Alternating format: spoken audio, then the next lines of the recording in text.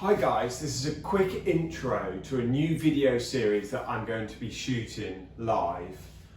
What I'm going to do is I'm going to do a complete build. So I'm going to run through frame design, jig setup, mitering, front triangle, rear triangle, and then all the binding and finally the finishing. So it's going to be a complete video.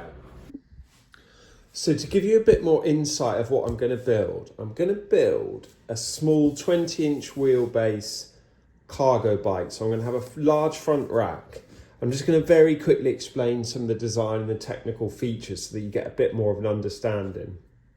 So I've gone for a traditional front triangle of sorts, so it's a regular size.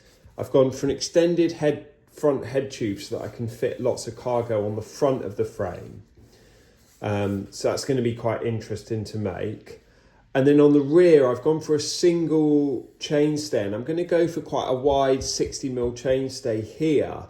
And I'm going to use a lamination process so I can kind of show you guys how to laminate. And then I'm also going to create a custom dropout with a disc mount as well. So I'm going to show you a bit around dropout design.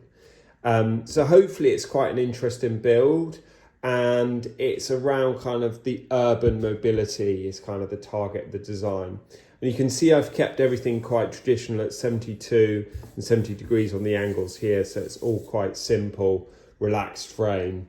So hopefully it'll be quite interesting to build. And I just thought quite simple, and it will incorporate a lot of different skills. So that's roughly the design that I'm going to build as part of this video series.